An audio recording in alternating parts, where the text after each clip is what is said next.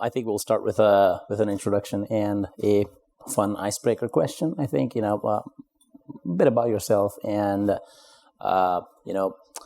an app that you can't live without, that you use every day, not the one that you work on, and not the Teams and Microsoft and Google, please. Something else, something more personal. I think that'd be good. So I think I'll start. I work for InMobi. We're a global independent mobile marketing platform. We have So we have end-to-end platform. It's a DSP and SSP, and then we also have some consumer platforms and owned and operated properties and such. So, and the app that I think I'll say two: Spotify and Nike. Those are the two I can perhaps live without. I wake up every day. I live in San Francisco. Wake up every day at 7 a.m. to get access to that sneakers drop, and I get a big L every time. So that's the other thing. But yeah, how about you, Donna? Hey, y'all. My name is Donna. I am the Senior Growth Marketing Manager at Stash. And I guess my favorite apps, Spotify, obviously, I can't do without music. But the other one, it's a toss-up between Instagram and TikTok. Okay. So you're succumbed to the social world. Yes, I am. That's good. James? So I'm James. I'm the group account director at Horizon Media. So I work with a ton of different clients at an agency level. And the app that I think I can't live without would right now probably be TikTok. Okay. Spend hours on that. Cool. I'm Rockford Yap. I am the VP of Acquisition Marketing at Public.com. Public is an investing platform that helps people be better investors and allows you to buy all sorts of stocks, ETFs, cryptocurrencies, and everything on our platform all in one place. I was also going to say TikTok. I am an ashamed TikTok addict, but I feel like I should probably say something different. So I'll go with Spotify as well. I spend probably the rest of my time on Spotify. It's a safe space here. Yeah.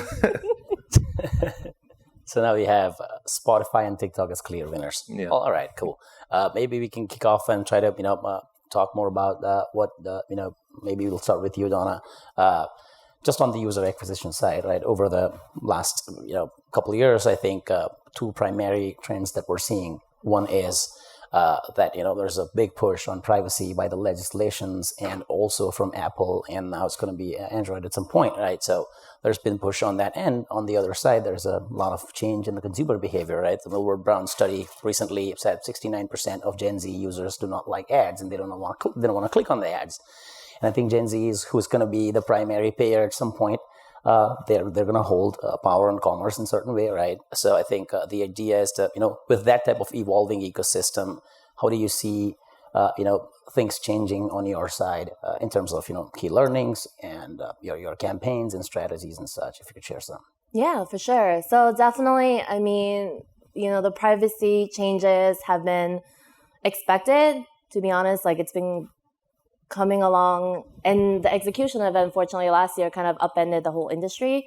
And I feel like a year later, we're starting to bounce back completely and, start to shift a lot of things outside of just Android app, but maybe like iOS web, for instance, and then coming back into iOS app inventory. Other than that, too, I know with the Android privacy update, it's actually a slow but steady, so it's not as abrupt, again, coming from the iOS. So again, there's not a lot of uncertainty with what's about to come. And then the other thing in terms of trends, fair point. Like, there is a lot of Gen Zs coming into the scene. A lot of it's short attention span, right? The rise of social, right? Again, like going back to TikTok. 10 yes. seconds. TikTok, Snapchat, Instagram Reels, they're all like very short bite-sized content that a lot of companies, I think, need to shift and pivot to in order to get the attention without coming off as too pushy. Mm-hmm. Like you mentioned, too in-your-face ads concept. Yeah, you don't want to be intrusive for those users, right? And one of the key things is with the traditional formats that we see generally, it kind of comes across as sort of intrusive in some way. That's a great point. What do you think about that, James? I would say, like, in terms of what we've been doing, I think initially when ATT started, naturally, we shifted a lot towards Android, right? That's really where you were able to see the data, the deterministic data was, where iOS, you started to lose a lot more visibility in that. I think from our sense, from Horizon's media sense, we've really been working on a lot of different things to really understand more of a probabilistic way of analyzing the data and we have a lot of proprietary tools, and just trying to figure out like using like these MMM or MTA models to understand like how someone on iOS or someone on Facebook or Snapchat, how that can impact your business as a whole, because we're losing that visibility into data. So really, I think for our thought is, especially over this past year, is to figure out how the analytics side of things could really help us and getting into that real-time data, real-time modeling, just to understand how we would really want to determine where we're going to budget based off of anything. But really our main focus right now is just that MTA, MMM, analyzing data because of that loss in attribution, I'd say. Mm-hmm. Yeah. I mean, the big difference that it's made in our business is really just kind of like reallocating spend towards the channels that don't really require that sort of user level data or the super granular stuff, and targeting these people where they spend their time, which is like not necessarily, on TikTok ads, but I mean like doing integrations with creators, whether it's on TikTok or YouTube or whatever, and going back to saying, we want to reach these people in an unintrusive way. When it's integrated into, just like creator content very subtly, it's a nice way to just kind of like get your message across or get more brand awareness for your thing, so that when you do kind of show up in that a little bit more pushy or kind of like intrusive way, that at least they have some familiarity with you, and it's not as much of a hard sell as it might be otherwise, with Facebook and everything, being able to say like, we want to reach exactly this kind of user that's ready to convert right now. We just have found ourselves spending a lot more time just trying to get people familiar with our brand before we kind of like go in for the kill, so to speak. That makes sense. So, James, you mentioned about the measurement, right? The attribution side of things. That's an important area that everybody's trying to figure out. And just wanted to get Donna, your perspective from your side. How have you seen that change from Stas's perspective after the ATT? Right now that you don't have the IDFAs, but there's about 70% maybe opt out where there's scan, but there's also a lot of probabilistic attribution from the MMPs, right? So how do you see that, and where do you see this going? At some point, there's going to be some crackdown by Apple on probabilistic also, is what we're hearing. So where do you, how do you see that play out for you and for the industry in general?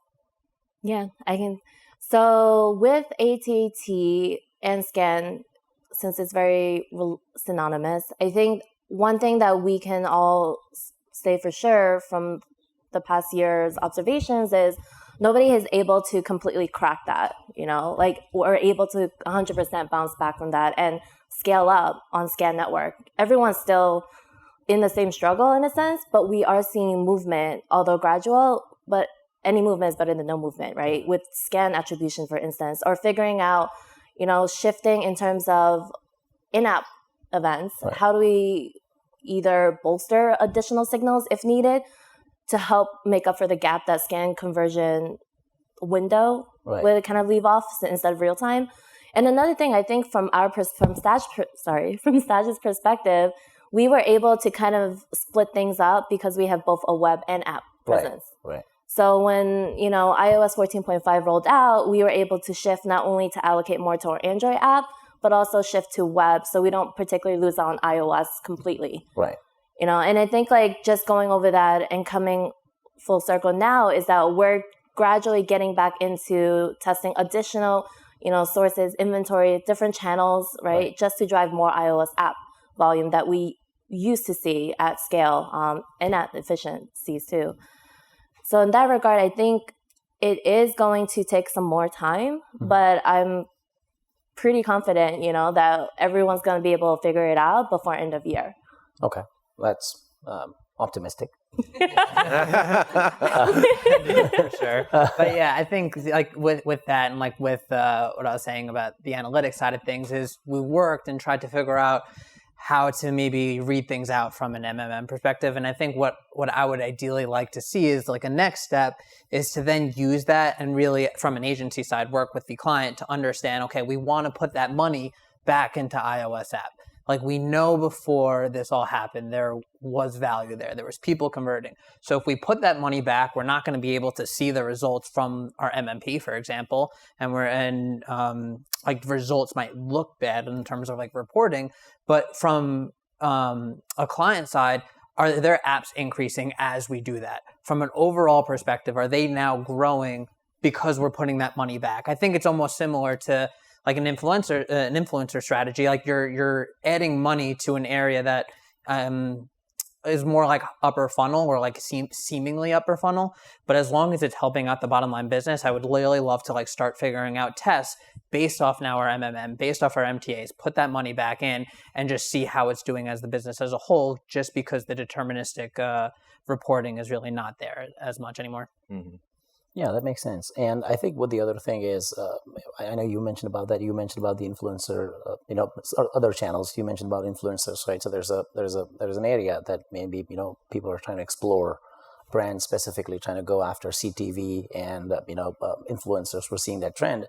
While there have been issues, about the measurement within the CTV world, especially when it comes to performance. There are claims by, certain people, they think, yeah, we have figured it out. But really, when you get down to that path, you realize that there's a ton that needs to be resolved yet, which is fine. Industry will take its time. So I would love to also, get your perspective on that, on CTV or influencer side of things, if you've explored that. And, how do you think about that? Yeah, well, on the influencer side of things, we still do a lot of probabilistic attribution. It still works. I mean, a lot of it is web driven because you have to push people to a landing page. It's harder, to track an influencer saying go to the app store and download this app, as opposed to saying go to public.com/Mr. Influencer, right? So we still do get a lot of that tracking probabilistically, but on the CTV side of things, we have been running TV ads, and all of it is just based on lift analysis, right? And it's market specific lift analysis. It's not perfect. It's still technically attributed as organic, but I mean, you can see when, the 10 minutes following an ad run in Kansas City, Missouri or something, you see a 20% increase in downloads or whatever, right? So a lot of it does come back to this media mix modeling that you're talking about, and understanding how things all fit into this sort of blended metrics and everything at looking at the business from top down. But it's still, it's an imperfect science, but I think we're seeing that pendulum swing back from the science side of things, where all marketing was just in spreadsheets all the time, and twisting knobs and dials to just increase ARPUs just a couple fractions of a percent or whatever, to more of a holistic sort of what is the message that I'm trying to put out there? What am I trying to communicate about my brand that is really going to get people to just kind of latch onto this and increase adoption? So it's one of those things where it's we kind of have to start becoming more comfortable living in this less perfect scientific world, but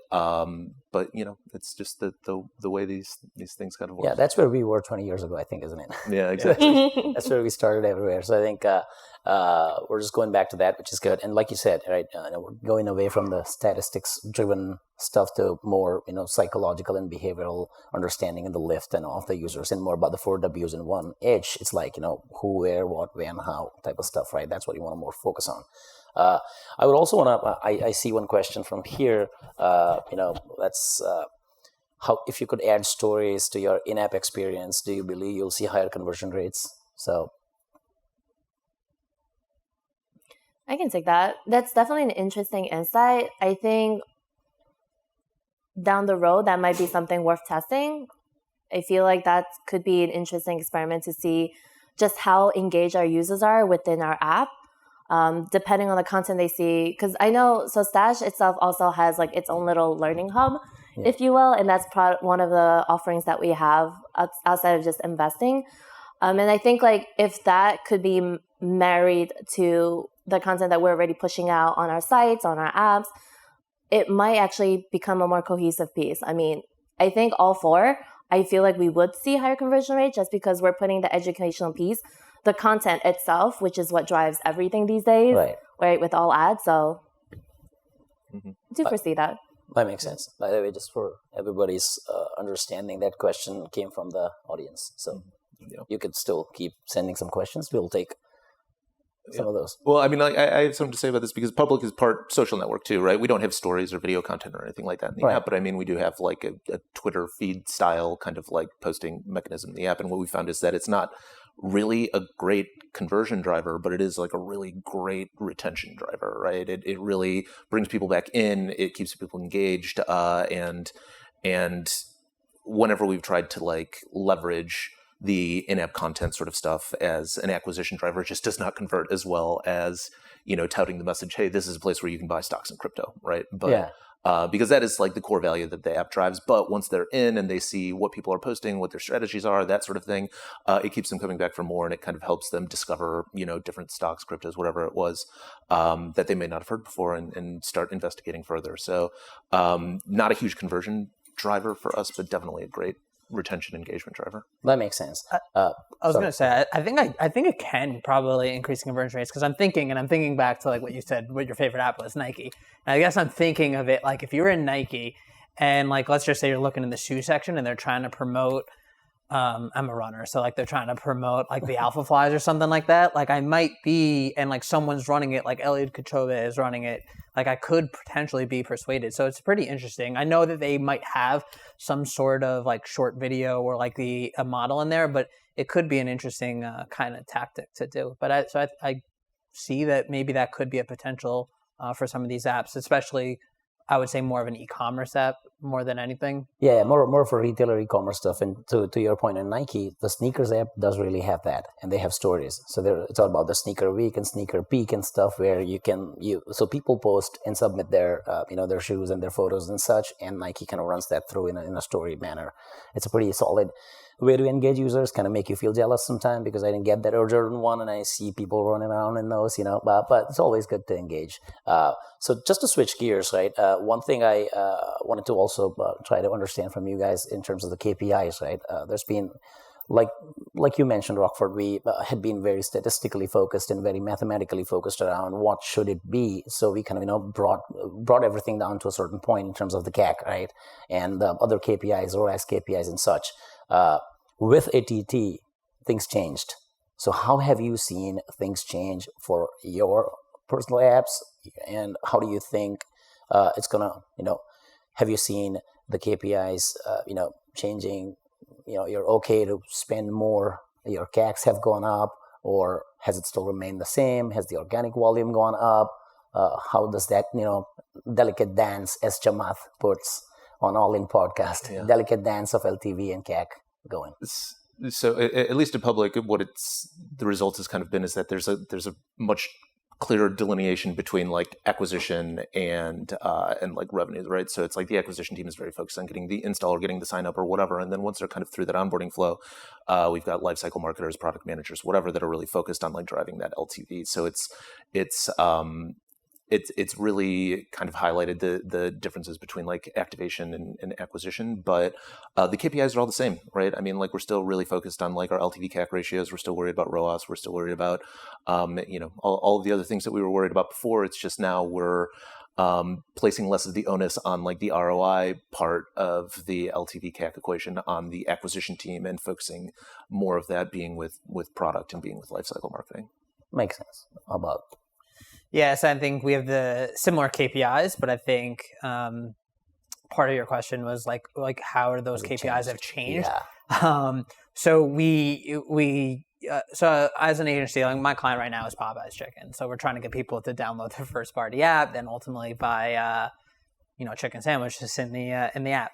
But in terms of a user acquisition side of things, what we're trying to do is trying to get people to download the app and sign up. When ATT happened, those numbers obviously increased as we really shifted more towards Android. We saw Android CPMs go up, a lot more just Android devices CPMs going up. So naturally, our KPIs did increase, like our cost per app install did increase. So as I was mentioning before, just trying to figure out now what's going to be the true KPI, especially if we were trying to use last touch as our main source of truth, which we're trying to potentially get away from there. But for our last touch attribution, our cost per install did go up, and now it's really the work of trying to figure out is that the new norm? Is that better for the business? Are they still getting the same amount of apps even though the cost per install might have went up? It's just the fact that this last touch data is going to be higher. So yeah, I think that those were probably the biggest changes that happened when ATT first started happening. Yeah, that's because the reason I asked that question is because if your CAC goes up, when your CPIs go up, your CAC is going to go up. That is going to have an impact on LTV over CAC ratios, right? And then you're going to have to put more, focus on the LTV to drive that if you want us to retain that number. And that's where the delicate dance is all about, right? How do you manage that and balance that? How has that happened on your side, Don? I think the one thing that really worked was that we were flexible in terms of benchmarks. So let's say 2021, we were really focused on CPI benchmarks. And then later on in the end of the year, when we strategize and think about 2022, we're shifting to maybe more like a CPA model, right? So, and I think backing up to true performance metrics at the end of the day, a lot of CPA or CPE based campaigns do net out the most efficient, I guess like in terms of volume and in terms of performance, like when we're talking about CAC, right? Because we did see a huge spike in CAC, especially if we're buying social platforms or anything like through CPM. Right. That's a little bit of a risk. So then in order to balance it out, we're going to have to mix in with different types of benchmarks or different types of campaign models to balance the overall as we continue to test out different things. Okay, that makes sense. So that also, gives a way to introduce new channels in there. You're going to have to come up with a different model and different CAC, right? So that effectively has an impact overall on your program. That's okay. I also see a couple more questions here from the audience. We'll maybe take those. This is an interesting one. They say there's always a gap between tracking metrics between platforms and the MMPs, platforms being people like us and the MMPs. What is your most trustworthy platform to report, especially after scan? Because since Apple sends data over to the platforms, the DSPs, and all the other platforms directly, and there's always been some discrepancy there. What do you trust more? An audience is asking this. Yeah, no, that's I think there's like different trust. I think I trust like the platforms to do the optimizations. I don't really want to let them determine, especially for a lot of performance strategies, whether or not you're buying on CPM or you have this form of like a CPI-based strategy that you're trying to optimize towards. So I think the platform should be able to optimize towards their numbers. But for our MMP, like for example, I've been using Branch. That's really what we're doing to report out on because that allows us to dedupe a decent amount of data. But I'm not going to hold the platforms to optimize towards our MMP data. I really want them to use their data. They've worked to either have that deterministic or probabilistic. So it's a little bit of both. Like you have to trust kind of both in that aspect of it. That makes sense. I think I'll pick another question from here for you, Donna Rockford. What has been your greatest insight from recent experiments to improve efficiency over scale? What have you seen in the last 6 months in terms of where are you focusing more? Are you more trying to focus more on the efficiency, or you're okay with whatever that is, let's scale, try to capitalize? Yeah. So in our business especially, it's like we're very impacted by the conditions of the market, right? Yeah. So like right now we're, if you're paying attention at all, it's not been a good year for the stock market. So so we've really kind of shifted gears towards efficiency over scale, especially now. It's like just it's unbelievable how like this time last year you could literally just like write on a cardboard sign, like download the public app and people would just do it. And it's just not, it doesn't scale like that anymore. So we're really honed in on efficiency. We spent a lot more time focusing on our optimizing our onboarding funnel to make sure that the users that we are getting connected to the value that we drive as quickly as possible, right? So, it's one of those things you have to be reactive and be able to say like, all right, well, now is the time that we really need to capitalize on this moment to drive scale versus maybe we should take a step back and be a little bit more thoughtful about how we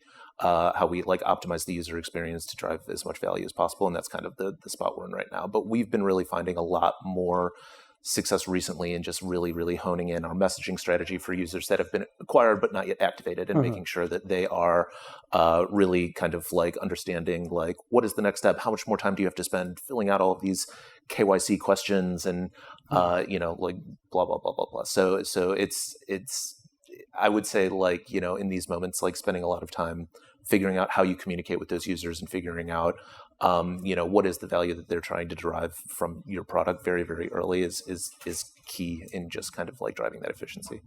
And how do you capture that from the users? Like, how do you try to capture from the app experience itself, trying to understand where they find the most value? Is it more about the sessions and time spent on certain pages, trying to figure out different things? Yeah. And I know in your case, it's just source. As in your cases, you guys have the learning module too, so maybe you could unpack on that a little bit. Mm-hmm. Yeah.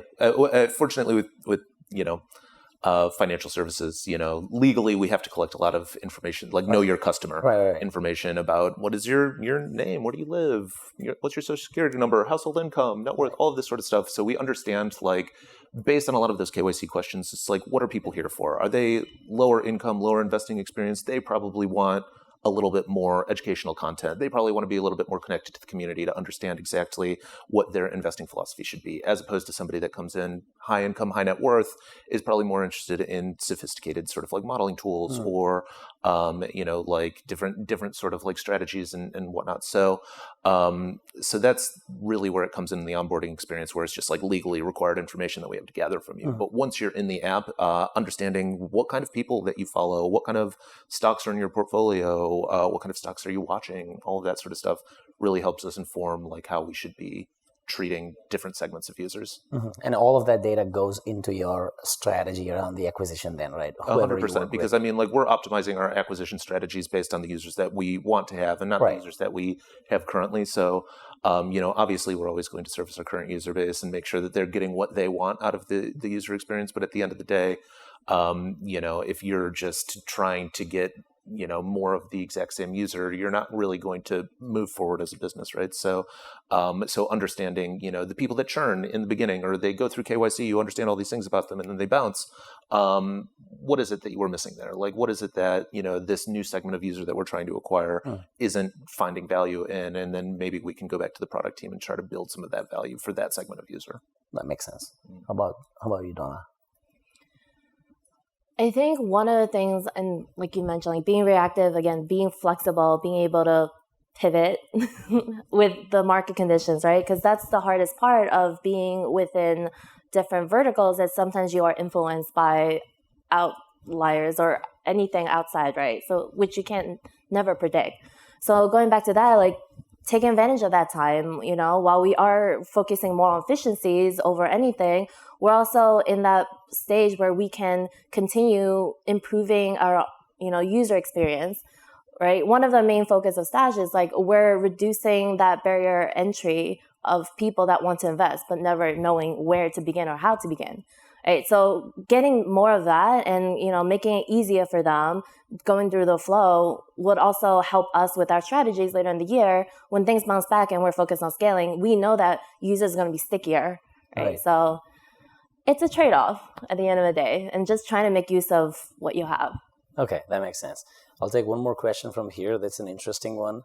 Let's introduce some drama to this. I know which one you're about to say. Let's bring in some drama. Somebody asked, in your opinion, what are the trade-offs between using an agency to handle your UA activity versus having an in-house team? We have both here. And to interact with the ad tech providers, and I am that, so I'm going to sit here and watch.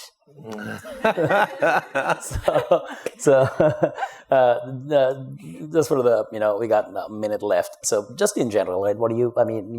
You work on the agency side.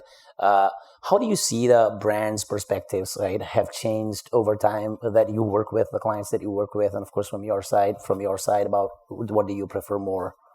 Yes, I think like from an agency side, especially Horizon Media, we're one of the largest, I think if the largest independent US agency.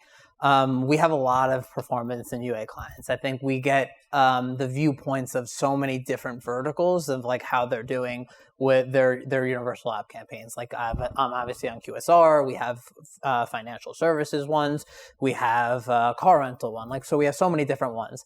And then additionally, like I would say agencies are able to build partnerships with not just, the ad tech providers, but with so many other people. So like we will able to have proprietary tools and create these kind of our unique partnerships. Like we have like a marketing model based system called Blue, for example, where we work, the spine of it is TransUnion, and we have like 300 million users, and we're able to create this audience deterministic targeting, and that's how we're really also trying to get around the cookieless world. So we really have a lot of data. We're able to have a lot of partnerships. I think that's one of the unique cases with using an agency, I'd say. Yeah, I think it's so dependent on what stage your business is at.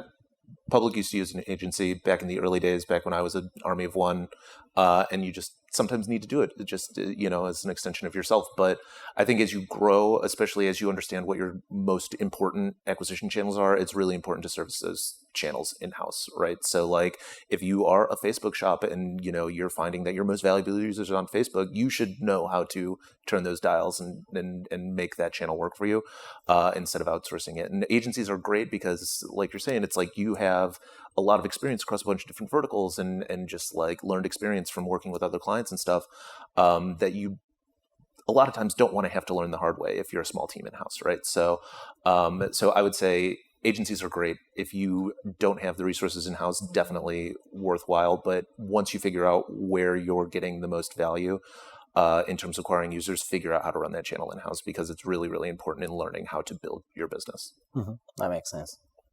We're up against time. I know. That's why I was like, kind of echoing Robert. Yeah, I was like, just really echoing Robert mentioned, if you're a small, lean team, then you need all the support and help you can get. And then as you grow, even now, like we have like a, good enough team, but we still have to rely on the agencies to help lend support, just because there's so many different channels out there. Right. Right. How do you tackle them all at once, right? You don't want to miss out. Right. So I think there's still benefits regardless of whatever it is, whether you're doing in-house, leaning on agencies, a combination, I think is the best of both worlds. Right. So, yeah. That's great. On that note, and since we're up against time, a closing comment. Since there are so many channels, yes. And there was a question about $10 million. If I had $10 million, I'll put all of it in Mobi. How about that? All right. All right. This is great. Thank you. All of you. And thanks everyone. Thank you. It was a great discussion. Yeah.